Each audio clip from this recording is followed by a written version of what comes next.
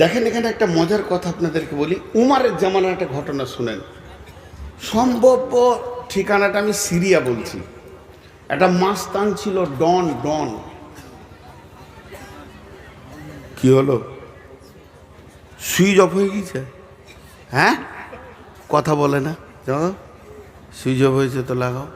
তো একটা ডন ছিল, খুব ধ্যান দিয়ে শুনেন। ডন ওই এলাকারও ডন, বেইমান বেইমান, ইমানদার লয়। সেরকম চেহারা, সেরকম মোজ, আর সেরকম তাকালে মানুষ ভয় খেয়ে যেত। তো হযরতে উমার দুইজন সাহাবীকে পাঠালেন যে ওর কাছে ইমানের দাওয়াত দাও। খুব ধ্যান দিয়ে শুনবেন, ইমানি দাওয়াত দাও। গেল 3 মাস, 2 মাস লেগেছিল হেঁটে যেতে। কত দূরে ওর বাড়ি, মদিনা থেকে যাচ্ছেন সাহাবীরা। একটা লোককে ইমানের দাওয়াত দিতে, সেখানে গিয়ে যখন পৌঁছালো, ওকে তখন বলছে, আমিরুল মুমিনিন হযরতে উমর ফারুক রাদিয়াল্লাহু তাআলা আনহুর নেতৃত্বে আমরা এসেছি আপনার কাছে দাওয়াত দিতে। আখিরি নবী মুহাম্মদ রাসূলুল্লাহ সাল্লাল্লাহু আলাইহি সাল্লামের উপরে আপনি ঈমান আনেন এবং পৌতলিকতা ছেড়ে দিয়ে, বাপদাদার যে দেবদেবীর পুজো আছে ছেড়ে দিয়ে এক আল্লাহকে মানেন। ডনকে বলছে। তো ওই ডন যত পৃথিবীতে ছিল সাহাবীদের মতো কেউ ছিল না, তা কোনো ভয় নাই, দাওয়াত দিচ্ছে। তো ও তখন কি বলছে জানেন? ঈমান আনব, দুটো শর্ত, যদি মেনে নাও তো এখনই কালেমা পড়ে নেব। বলে শর্ত দুটো কি? বলছে 1 নম্বর হচ্ছে, উমার যত বড় রাজ্যটা চালাচ্ছে, যে বিশাল, কেউ বলে 12 লক্ষ 18 লক্ষ বর্গমাইল ধরে রাজত্ব চালাচ্ছে, এইটা অর্ধেক আমাকে দিতে হবে। আমি কালেমা পড়ব, এই রাজত্বটা অর্ধেক আমাকে দিতে হবে, একটা শর্ত। আর দ্বিতীয় শর্ত হচ্ছে, উমারের বেটির সাথে আমার বিয়ে দিতে হবে। উমারের বেটি যেটা আছে ওর সাথে আমার বিয়ে দিতে হবে। তা এরা কি বলল জানেন? আচ্ছা, আমার নসিব খারাপ না ভালো? এতগুলো লোক হ্যাঁ নাও বলে না। রাগ করছেন নাকি আমার উপরে? এদিকে আমার ধ্যানে যেটা প্রশ্ন দিচ্ছি উত্তর দেন, আমার নসিব ভালো না খারাপ? নসিব আর কে জানবে। আমি বাইরে বসলি চাওয়ালা ঢুকে, ওকে ধরে নিয়ে আসেন, আর 4 কেতলি সহ। কমিটির লোক যদি ওকে ধরে না নিয়ে আসেন, তাহলে আমার বায়না এখান থেকে স্টপ থাকবে, আমি এক চু লাগাবো না। ওর 4 কেতলি নিয়ে আসেন আগে, ওর 4 কেতলি নিয়ে আসেন। ওই পাশে কে বসে আছেন ভাই, ওর কেতলি আর চাটা নিয়ে আসেন এখানে, আর ওকে ধরে নিয়ে আসেন। ওই তুই এইদিকে আয়, ওই চাওয়ালা, ওই এদিকে আয় তুই।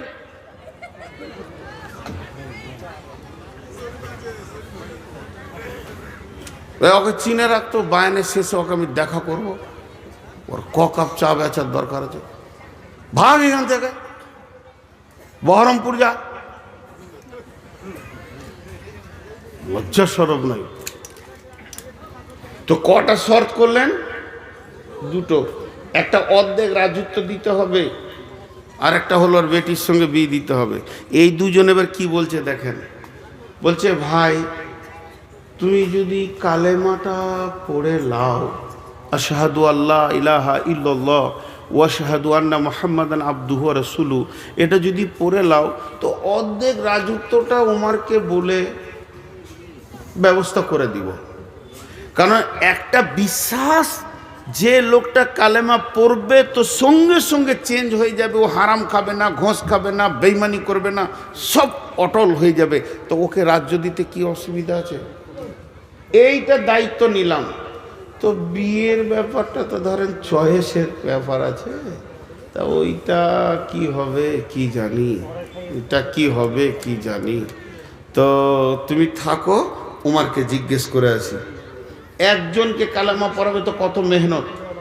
2 জন বেরিয়ে গেল, উমারের কাছে আবার চলে আসছে।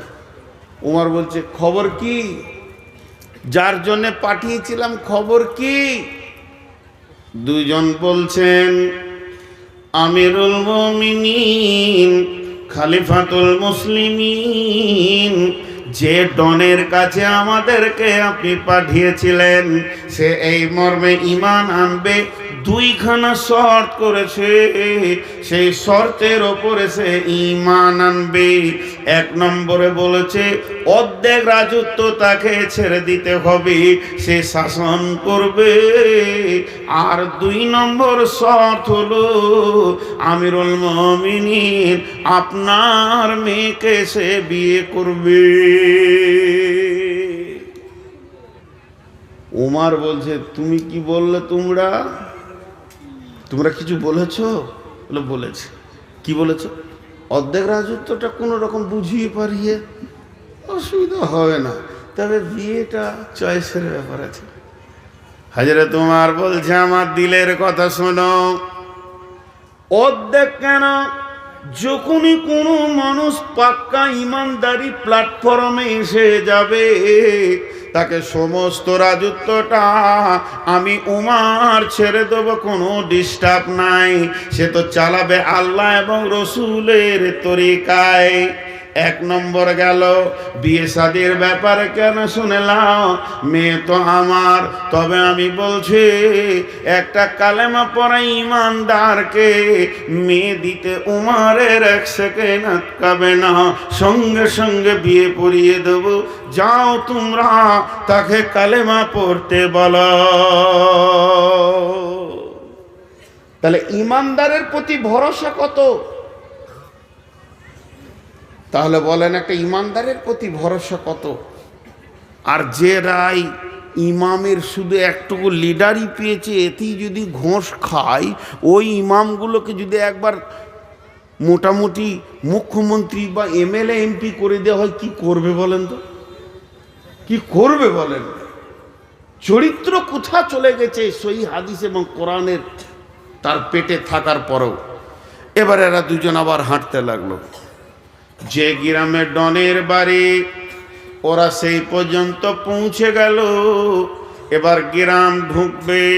গ্রামের কাছাকাছি হয়তো বা 100-200 গজ রাস্তা বাকি আছে। তখন দেখছে গ্রাম থেকে একটা জানাজা আসছে, খাটে লাশ আছে, দল বেঁধে লোক দাফন করার জন্য বেরিয়ে আসছে। এরা দুজন জিজ্ঞেস করছে, কে মরেছে, কার জানাজা হবে, ইহুদি না নাসারা না মুসলমান, কাকে দাফন করা হবে? এদেরকে বলা হচ্ছে, তোমরা যে ডনের কাছে এসেছিলে ওই হতভাগাই মরে গেছে। তখন এরা বলল, হতভাগা রে, তোর কপালে আর মানে ঈমান আল্লাহ লেখেনি, বেঈমান হালাতি পৃথিবী থেকে চলে গেল। তার মানে একটা ঈমানদারের ওপর কত ভরসা থাকা দরকার। মুসলমান জুয়োতে পাবে এদেরকে বেশি, মুসলমান সুদের ময়দানে এদেরকে বেশি, মুসলমান জেনার ময়দানে রান্ডিখানায় এদেরকে বেশি, যেখানেই বেশ্যাখানা মুসলমানের ছেলে বেশি, অন্য মানে আদা ছেলে পাওয়া যায় না। শুধু তাই নয়, তাসে লুডোতে দাবাতে মদেতে মুসলমান তুমি বেশি। এখন এত বেশি শয়তান গ্রাস করে নিয়েছে, মুসলমানের আসল শক্তিটাই শেষ হয়ে গেছে। আল্লাহর নবী বলছেন, আমার উম্মত অহান রোগে ভুগবে। সাহাবীরা প্রশ্ন করলেন, মা অহান? ইয়া রাসূলুল্লাহ, অহান জিনিসটা কি? নবীজি বললেন, হুব্বুদ দুনিয়া কারাহাতিল মত। আমার উম্মতের ভিতরে পৃথিবীর মহব্বত বেড়ে যাবে এবং মত বা আখিরাতকে সে ঘৃণা করবে। তখনই আমার উম্মত দুর্বল হয়ে যাবে, অন্য জাতি এসে লাত মরবে। দলদলেতে পড়েছে হাতি, ব্যাঙে মারছে লাথি, হাতি দল দলেতে পড়ে গেছে, আর ব্যাঙ হাতির মাথায় লাত মেরে চলে গেছে। এমন মুসলমান, এদের অবস্থা, এরা সবকে শেষ করে দিয়েছে। একবার নিজের নাফসের দিকে তাকিয়ে দেখি।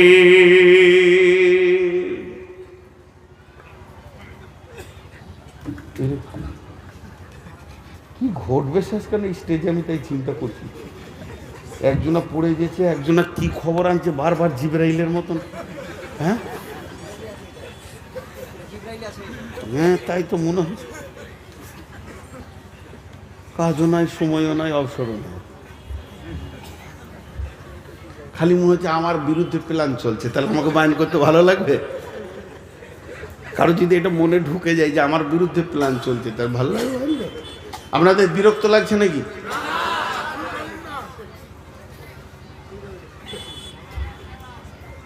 ওই লোকগুলো দাঁড়িয়ে দাঁড়িয়ে শুনছে, আমাকে কষ্ট লাগছে।